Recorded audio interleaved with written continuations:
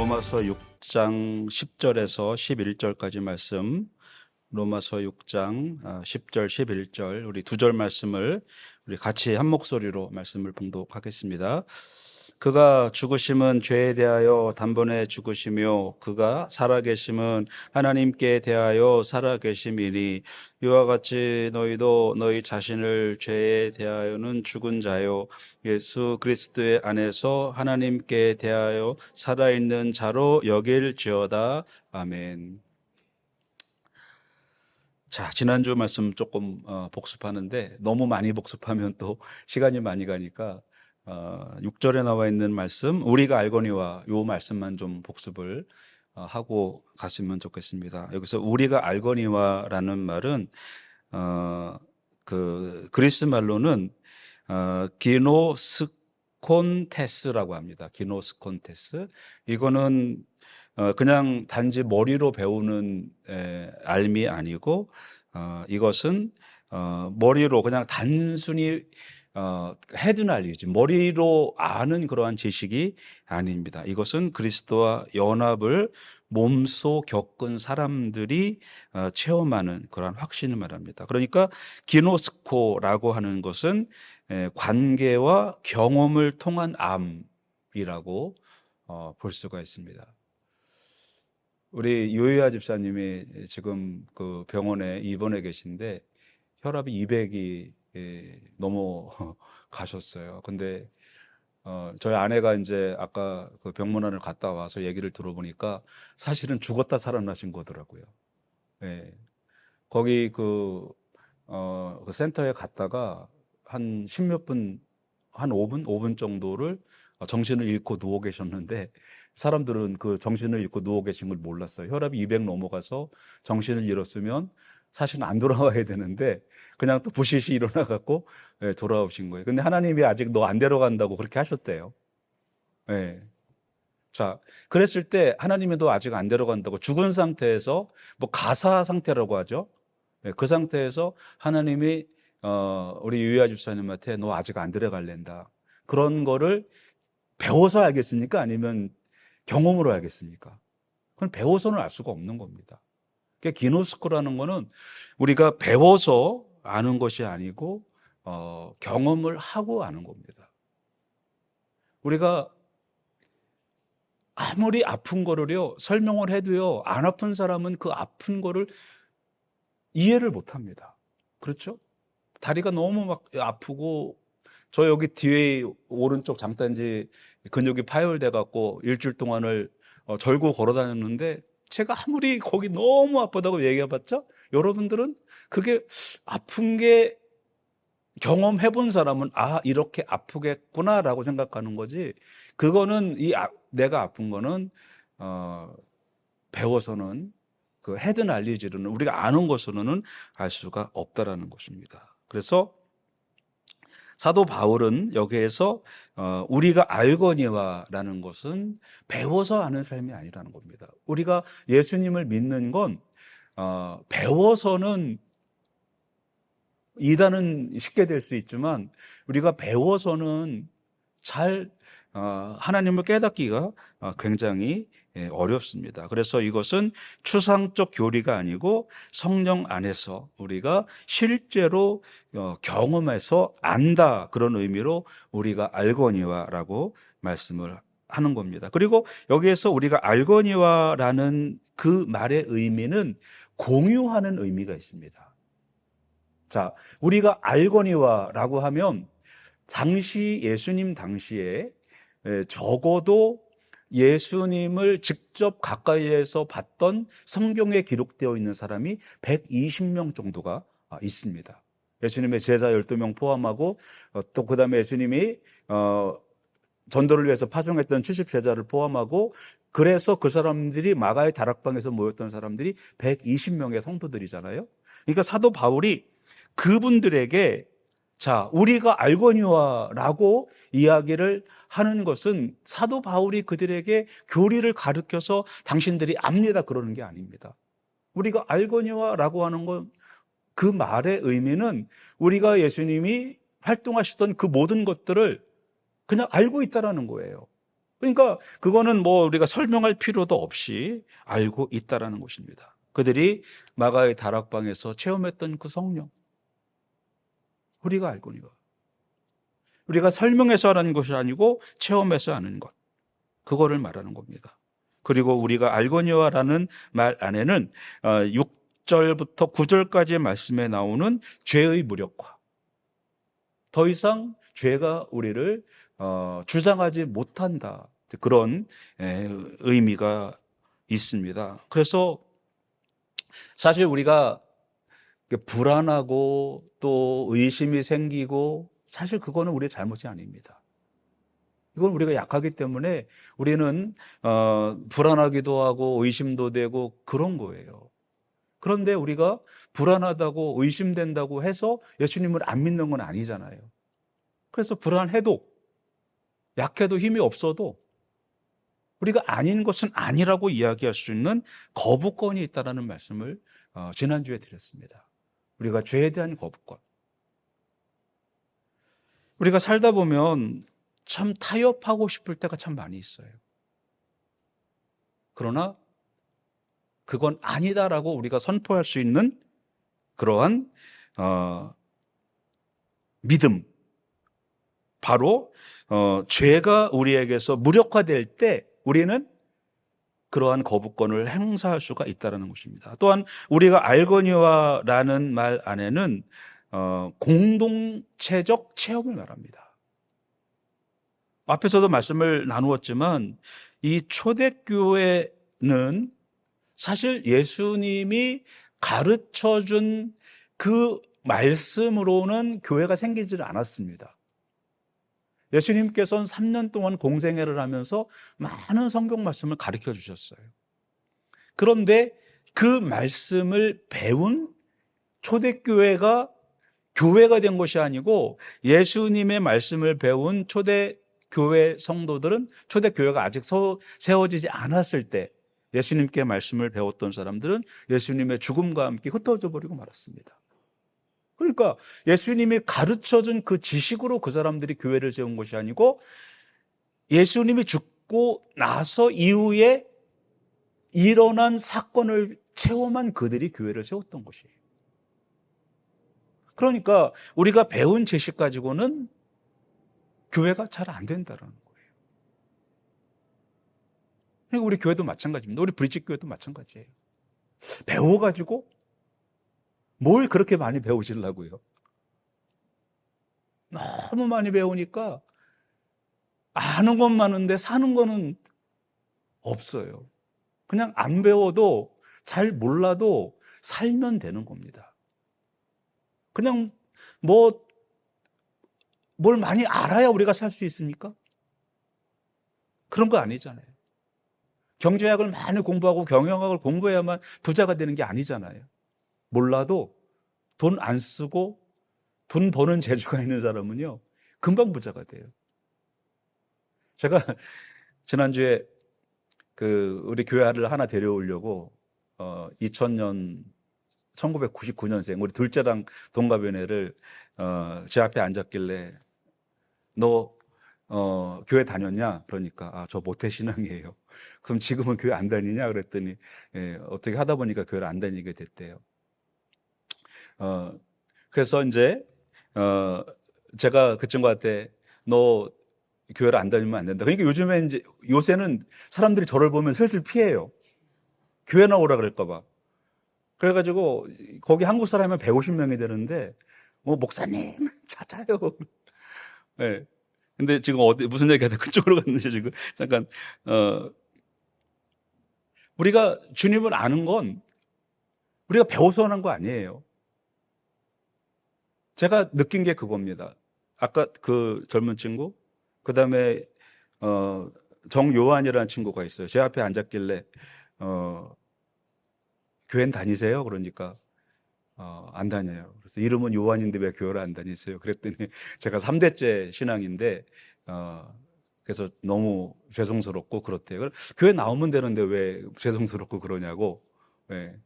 그랬더니 사실 내가 목사인데 그랬더니 저는 장로님인 줄 알았어요. 거기 늘 성경 읽고 그러길래 장로님인 줄 알았더니 목사님인 거는 생각도 못 했어요. 그러더라고요. 그래서 교회를 나오면 된다고. 예. 그리고 또 이제 제 파트너, 같이 일하는 파트너가 있는데 저보다는 한 8살 어린 그런 친구인데 교회를 다니냐 물어봤더니 실로암 교회를 오래 다녔대요. 근데 지금은 어느 날부터 교회를 한 번 안 나가니까 안 나간대요. 그래서 보니까 옛날에는 우리 브릿지 교회 나오다가 안 나오면은 중앙장로교회 아니면 온누리교회 아니면 새순교회 가 있었는데 지금은 사라져 버립니다. 교회에서 다른 교회를 안 나가게 돼요. 그런 사람들한테 우리가 아무리 지식적으로 하나님은 이런 분이 계시는 분 이런 분이고 뭐 부활하셨고 구원하셨고 그런 거 아무리 얘기해봤자 그분들은 너무나 많이 신앙생활을 뭐 20년, 30년, 50년을 신앙생활에서 다 모르는 것 없이 다 압니다. 근데 그분들이 예수님을 한 번도 실제로 체험해 본 적이 없어요. 하나님이 살아계신 거를 체험해 본 적이 없어요.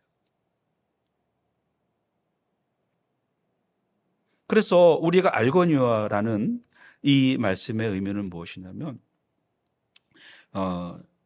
같이 체험한 겁니다. 초대교회가 예수님을 체험을 했던 거예요. 그래서 그냥 뭐 초대교회 사람들은 그거 알잖아. 그 예수님이 부활하신 거 알잖아. 나도 봤어.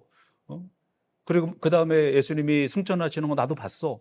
그때 우리 그거 봤잖아. 그러면 되는 거예요. 가르쳐줘서 우리가 예수님이 하늘에 올라가시는 걸 봤어요. 그러니까 예수님 믿으세요. 그러면 저것들 거짓말하네. 이렇게 되잖아요. 그런데 본 사람들끼리는 그거 어떻게 그게 거짓말입니까? 같이 봤는데 둘도 아니고 여럿이 같이 봤는데. 그래서 우리 브릿지 교회는 뭐 제가 좀 신비주의 하자는 그런 게 아닙니다. 이 하나님을 우리가 체험해서 알아야지 배워서 하는 거는 이제는 사실 그만 배워도 돼요. 너무나 많이 배웠어요. 너무나 많이 알고 있어요. 그래서 우리 교회는 이제는 우리가 알거니와라는 그 말 안에서 지식적인 누구에게 들어서 아는 것이 아니고 내가 체험해서 아는 그러한 하나님을 우리가 경험을 해야 됩니다. 자, 그래서 우리가 지난주에는 이제는 한 번 죽어서 영원히 산다. 그러한 말씀에 대한 것을 우리가 지난주에 살펴보았고 또 이번 주에도 이어서 같은 비슷한 내용을 이제 살펴보게 됩니다. 오늘 이제 말씀해 보면 그가 죽으심은 죄에 대하여 단번에 죽으시며 그가 살아계심은 하나님께 대하여 살아계심이니라고 합니다. 자, 그가 죽으심은 죄에 대하여 단번에 죽으심이요 그랬습니다. 여기서 단번이라는 건 한 번, 그러니까 1회가 아니고 영어로 말하면 once for all입니다. once for all. 그러니까 한 번인데 영원한 모든 것을 위한 한 번입니다. 그러니까 여기에서 한 번 죽으셨다라는 건 예수님이 이례적으로 죽었다라는 그런 의미보다는 예수님께서는 이 세상의 모든 인생의 문제를 다 해결해주고 죽으셨다라는 거예요. 그러니까 예수님 말고는 믿을 필요가 없다라는 거예요. 왜? 예수님께서는 모든 것을 위하여 죽으셨기 때문에. 단번이라는 말은 1회라는 말이 아니고 모든 것을 위한 죽음, 그런 뜻입니다. 제가 그 새가족반을 하자고 하면 잘 안 모이셔가지고 그냥 점심때 새로 오신 분들에게 옆에 가갖고 그냥 앉아서 새가족반을 제가 그냥 합니다. 네, 그래갖고 이번 주에는 그 허재환 성도님하고 박은경 집사님하고 그다음에 허은숙, 김양숙 자매님 그 모녀 앉아가지고 뭐 이제 그분들이 뭐에 대한 관심이 있냐 이제 그게 중요하잖아요. 그래서 그분들의 이제 관심이 있는 부분을 제가 이렇게 건드려 드렸어요. 그랬더니 원래 허재환 성도님은 그냥 뭐 가끔 나오시겠다 그랬는데 우리 단톡방에도 그냥 들어와 버리셨어요. 네.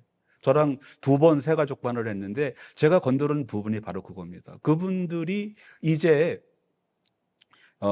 무엇을 믿는 것이 지금 이 시대에 또 연세가 많으신 분들이니까 이분들이 지금 뭐를 믿는 것이 가장 중요한가, 가장 인생의 의미가 있는 것인가? 그 부분을 건드렸어요.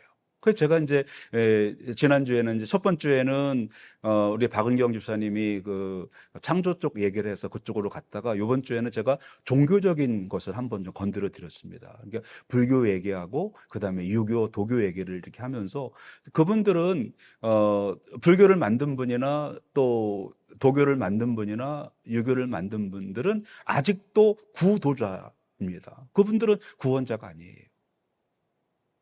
제가 우리 또 단톡방에다 올려드린 그 성철 스님이 마지막으로 남긴 내 말 믿지 마. 나는 거짓말쟁이야. 다 들으셨어요? 한번 꼭 들어보세요. 이제 그런 이야기를 하면서 자, 우리나라의 조상 제사가 언제부터 시작된지 아십니까, 여러분들? 우리나라는 조상 제사는 아주 옛날부터 시작된 거로 생각을 하시죠, 그죠? 아닙니다. 조상 제사는 경국대전 성종 때 이제 조금씩 시작하다가 그 이후에 임진왜란이 지나고 나서 민간으로 조상 제사가 들어간 거예요. 그러니까 지금부터 한 3, 400년 이렇게밖에 안 됐어요. 근데 무슨 조상 제사가 무슨 우리나라의 미풍양속인 것처럼 그런데 절대 그렇지 않습니다. 고려시대, 조선시대 초기까지만 해도 조상제사라는 것을 하지를 않았습니다. 왜? 불교기 때문에. 불교는 조상제사를 안 했습니다. 근데 지금은 불교도 조상제사, 유교도 조상제사, 천주교도 조상제사.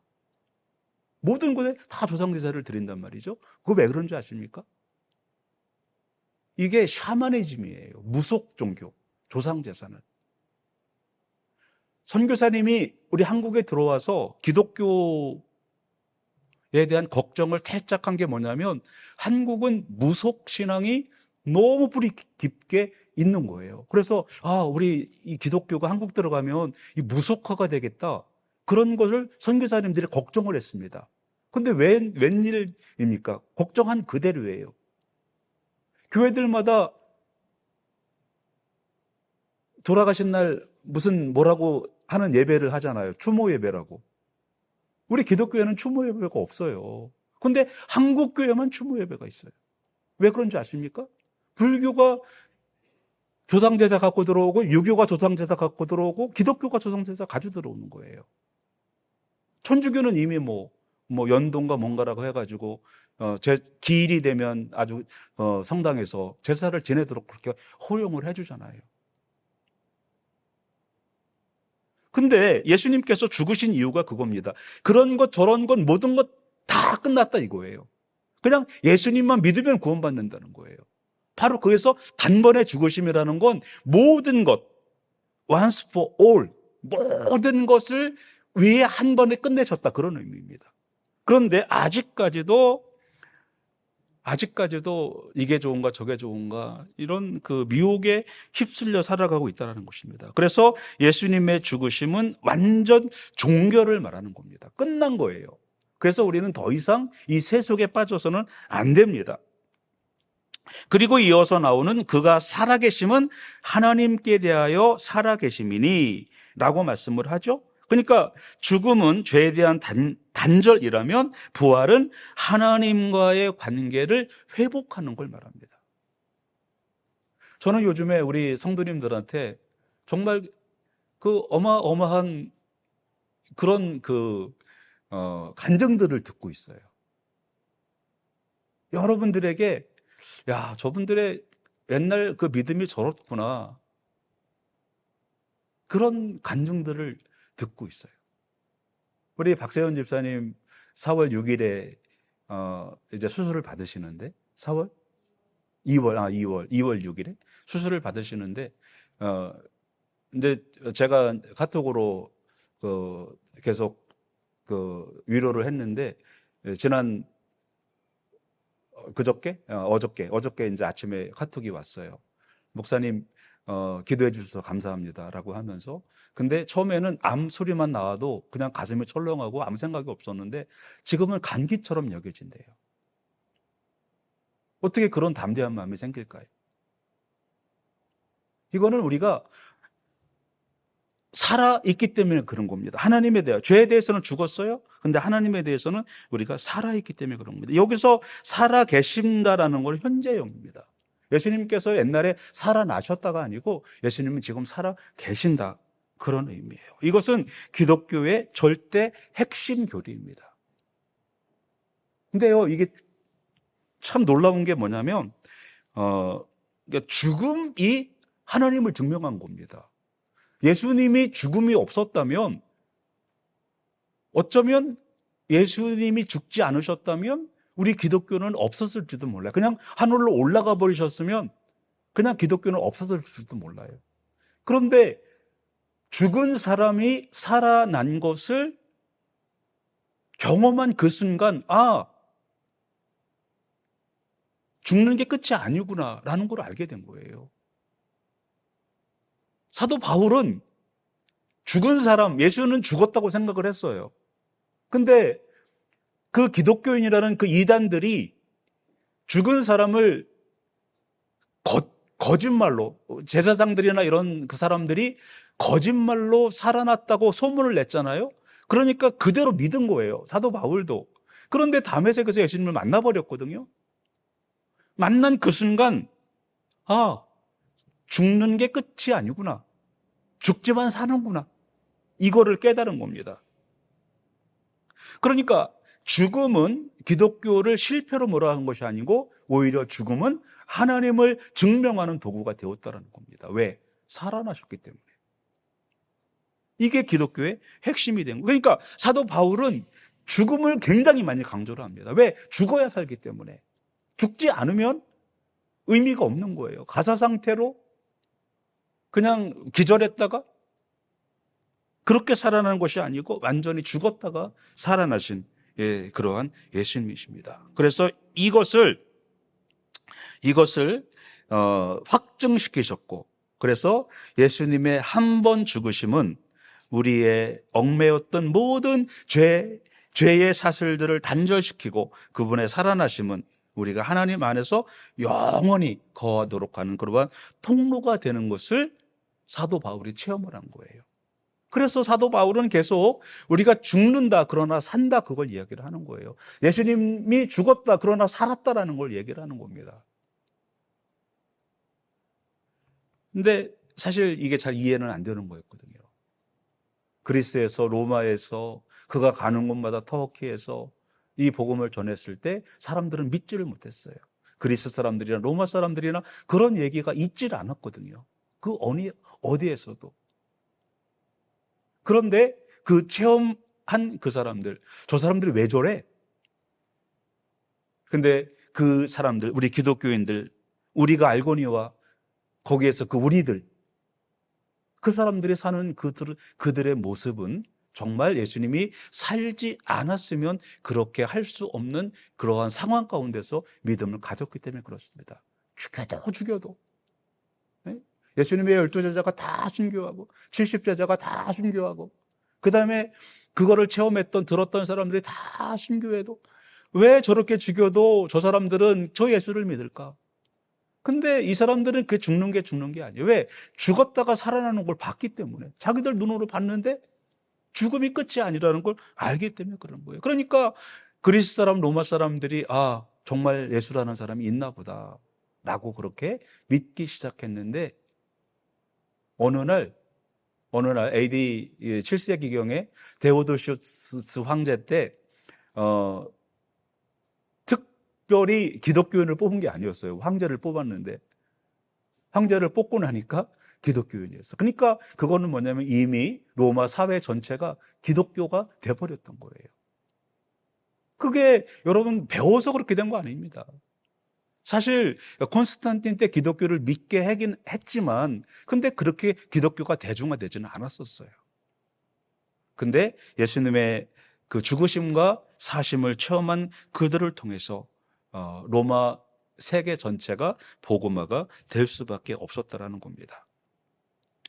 자, 그래서 11절 말씀에 보면 이와 같이 너희도 너희 자신을 죄에 대하여 죽은 자요 그리스도 예수 안에서 하나님께 대하여는 살아있는 자로 여길지어다 라고 말씀을 하고 있습니다. 여길지어다라는 그 말은 뭐냐면 이런 뜻입니다. 죽었다 치자, 그게 아니고 예수님 완전 죽었다라는 겁니다. 이게 이제 법정에서 쓰는 말하고 또 그다음에 이게 돈 빌려줄 때 쓰는 말입니다. 거기에 기록되는 순간 사람들 앞에서 너 나한테 100만 불 빌려갔어. 사인했어요. 그럼 그 100만 불 자기가 사인했으면 뭐 빌려갔건 안 빌려갔건 갚아야 됩니다. 왜? 거기에 사인을 했기 때문에. 그 장부에 기록되어 있다, 그런 말이에요. 판사가 여기서 여길지어다, 그 말은 그렇게 그냥 그렇다고 쳐라, 그게 아니고 판사가 판결문에 썼다라는 거예요. 요즘에 재판하고 나면은 판사가 그 판결문을 발표를 하잖아요. 그 판결문에 써 있는 그것은 법적으로 효력이 있습니다. 그래서 그 윤석열 전 대통령이 사형을 구형받았잖아요. 그죠? 그다음에 그 한덕수 총리가 25년인가요를 이제 구형을 받았습니다. 구형을 받았을 때 그거를 이제 판사가 결정을 내립니다. 맞다, 사형이다. 그래서 판사가 사형문에 판결문을 써내면 윤석열 전 대통령은 사형이 되는 거예요.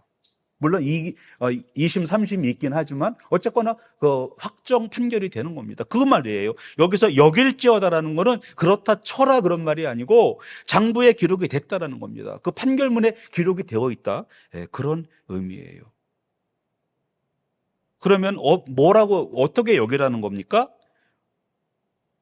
죄에 대하여는 죽은 자로, 그 다음에 하나님께 대하여는 살아있는 자로 장부에 기록해라, 그런 겁니다. 기록을 해라. 근데 이거는 그냥 내 비망록에다가 기록하는 그런 게 아니고, 내 일기장에다 기록하는 게 아니고, 이거는 법적 효력이 있는 그러한 책에다가 기록하라, 그런 말이에요. 여길지어다라는 그런 말입니다. 이거는 한번 기록하면은 물을 수가 없다, 그런 말이에요. 판사가 한번 판결을 내리면 그건 끝입니다. 그래서 이제는 우리가 죽음에서 생명으로 우리가 방향을 전환해야 될 그러한 것입니다. 예수님의 단번에 죽으심이 나의 영원한 그러한 길이 된 것입니다. 그래서 우리 기독교인들이 누릴 이러한 확신은 바로 뭐냐면 우리는 살 사람이라는 거예요. 살 사람. 이제 여기 뭐 제 또래도 계시고 또 저보다 위에 계신 분도 계시고 이제 뭐 지금 뭐 80 아직 안 되신 분들도 계시고. 근데 여러분, 우리가 90 넘어가면 우리 몸이 어떻게 될 것 같습니까? 그때도 지금처럼 자신이 있으실 것 같으십니까? 아닙니다. 그런데 90이 넘어도 100이 넘어도 우리가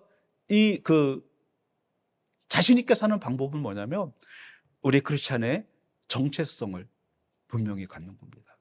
사도 바울처럼. 사도 바울은 예수 전하려고 그가 갖고 있는 모든 것을 다 잃어버렸어요.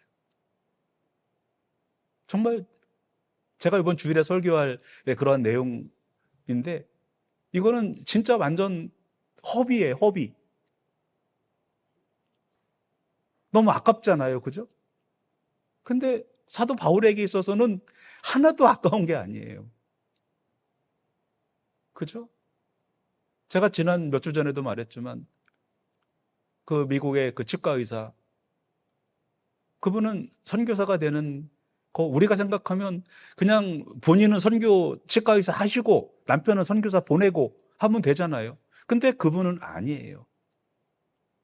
하나도 안 아까워요. 왜? 사도 바울이니까, 그분들은.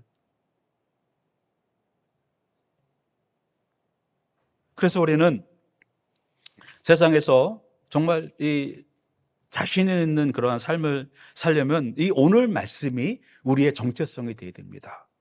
그건 뭐냐면 나는 오늘 예수와 함께 죽고 하나님을 향해 다시 태어난다. 그러한 선포가 우리 안에 있을 때 우리는 정체성이 이게 확립이 되는 거고요. 그렇게 됐을 때는 우리는 이 세상에 대해서 자신 있게 살아가는 겁니다. 꼬리 있게 하나도 없어요. 사도 바울은 그거를 우리한테 지금 보여주는 겁니다.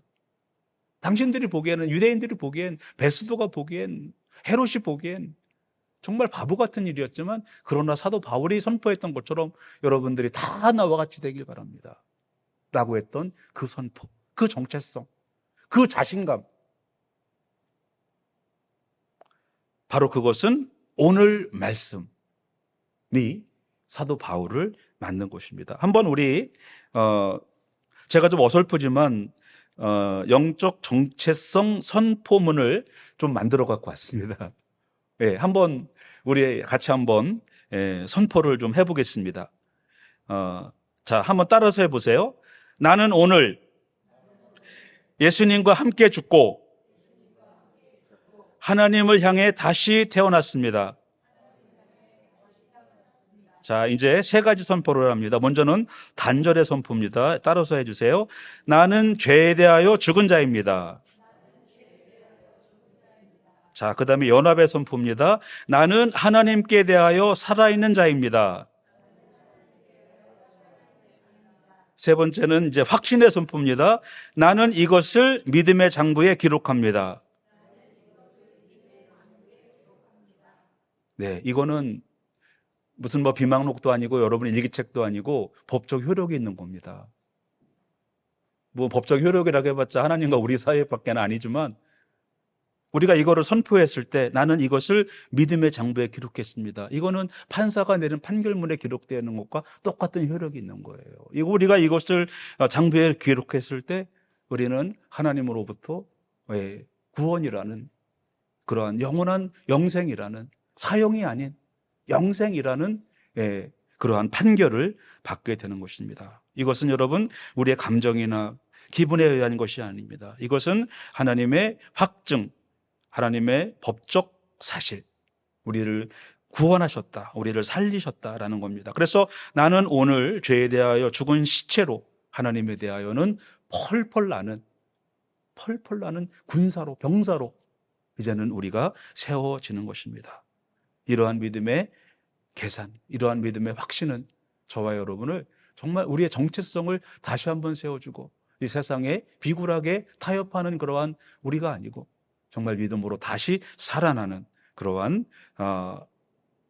거룩한 사도 바울이 되는 것입니다. 우리 한번 같이 기도했으면 좋겠습니다. 하나님, 우리는 영적 정체성을 선포했습니다. 나는 오늘 예수님과 함께 죽고 하나님을 향해 다시 태어났습니다. 나는 죄에 대하여 죽은 자입니다. 나는 하나님께 대하여 살아있는 자입니다. 나는 이것을 믿음의 장부에 기록합니다. 우리가 사도 바울이 되어서 우리가 만난 그 예수님, 그리고 우리가 알거니와 같이 알았던 죽으시고 부활하시고 승천하신 그 예수 그리스도, 그분이 나의 주님이십니다. 그분은 나를 구원하셨습니다. 이제는 나는 죽고 이제는 하나님을 향하여 산 자로 살겠습니다. 이 시간 한번 같이 기도드리겠습니다. 하나님 아버지, 이 시간 같이 기도드립니다. 사랑과 은혜가 풍성하신 하나님 아버지 감사합니다. 사도 바울은 이제 오늘 우리가 이 세상을 향하여 죄에 대하여 죽었다라고 선포하였습니다. 바로 그것은 우리의 영적인 정체성임을 우리가 같이 이제 선포하였습니다. 또한 우리는 하나님을 향하여 또한 살아난 자임을, 그 정체성을 선포하였습니다. 하나님, 이제는 우리는 세상을 위한 사람들이 아니고 하나님을 위한 사람인 그러한 정체성을 선포하였습니다. 그리고 선포한 이것을 우리의 장부에, 하나님의 장부에 기록하였다 하였습니다. 이것은 하나님의 책에 기록된, 생명의 책에 기록된 그러한 법적 효력이 있는, 이제는 하나님으로부터 영생이라는 그러한 판결을 받은 사람들이오니 하나님, 이제는 우리가 이 세상을 살아갈 때에 하나님, 우리가 세상에 속한 자들로 아버지 비굴하게 살지 않도록 하여 주시고 담대하게 당당하게 하나님께 영원한 구원을 받은 백성들로서 살아 승리하는 우리 모두가 될 수 있도록 하나님 아버지 함께 하여 주시고, 또 그러한 믿음을 가지고 승리해 나가는 우리 브릿지교회 모든 성도들 되게 하여 주시옵소서. 특별히 간구하옵기는 우리 박세현 집사님, 이유아 집사님을 주님 기억하여 주시고, 하나님, 그들이 또 유이아 집사님은 생명의 경각간에 있었던 순간도 있었습니다. 그러나 그 아버지 절체절명의 순간에 그는 하나님을 체험했던 그러한 사건들을 우리가 기억하게 하여 주시고, 이제 우리가 박세현 집사님의 믿음의 고백을 들었습니다.